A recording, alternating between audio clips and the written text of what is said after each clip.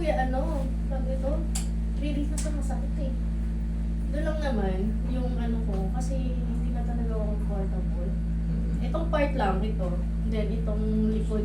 Actually, ito, matagal na to, pero napapansin ko kasi every time na ginagawa ko siya, parang tumutunog. Walang problema sa tumutunog. Basta walang pain. Walang pain. Basta walang pain. Pero pagka tumunog siya at parang nag-create ng mga nganday or kirot-kirot, hindi po pwede. Kailangan mabago yung posisyon. Okay?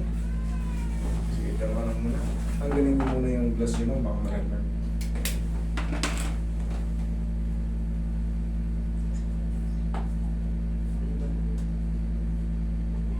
Kasi may salontas pa ito eh. Sorry. Sige, talagang masakit na. Oo. Naku, naglalak na pala ma'am. Usil pa na to. Ayun, dapat na didiretso ka ganyan. Ito, oh, tumutukot. Yan, okay.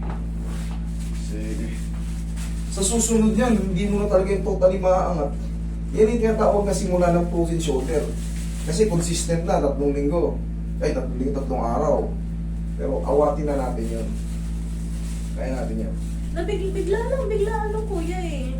Hindi kasi na, walang sinyales. Pag tulog natin, naipit. Pag gising natin, parang may kirot-kirot dito. Ah. Ganun lang yan, kumbaga wala talaga siyang sinyalis na magpo-frozen ka. Kasi, ano siya eh, gradually rin ang ano, hindi yung pag tulog mo ngayon, sakit kagad, hindi mo na kagad maano, hindi. Unti-unti, katulad yan, 3 araw, consistent, nararamdaman mo yung kirot-kirot. Sa susunod na mga araw, 1 linggo, 2 linggo, ayaw na. Naku, yan na. Puno na ng swelling kasi mo sa loob.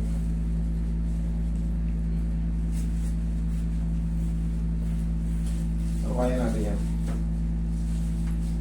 Parang nagkatotoo yung sinasabi ko kasi nanonood ako ng video mo. Sabi ko pag yung katawan mo talaga na nakikita kay kuya, nagkatotoo nga. Igels din ka daw. Ate. Para si ate. Relax lang. Relax lang. Wala naman na. Relax lang. Anong club region ka ate? ERA kuya. ARA? ERRA. ARRA. Eastern Rizal, Region 8. Kami dito kami. Kangkalu. Kangkalu. Nakutin ko muna ng may wagang pao. Para itong mga tinatawag na muscle spasm. Hindi na ako nakapasok.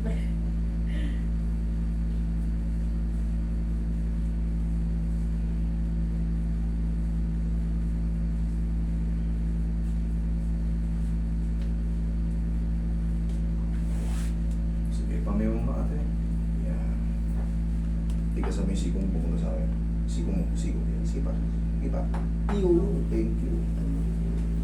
Relax lang.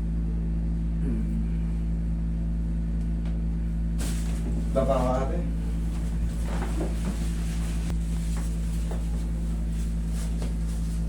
Relax lang.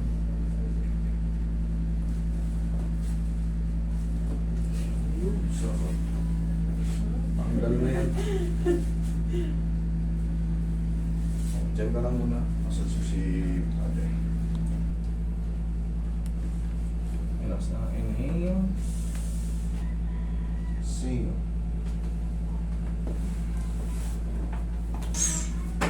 Wash out na. Hindi na yung mauwi sa ano. Sige po. Tignan natin kung nakakat natin ang ayos. Kanina lumalaban eh. Oo, ayan. Lakas ka na tulog eh. Lakas ang tulog. Pero malaking ano yun, malaking puntos yun.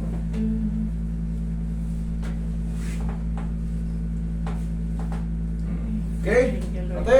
Thank you kuya. Mabuhay ang agila. Mabuhay.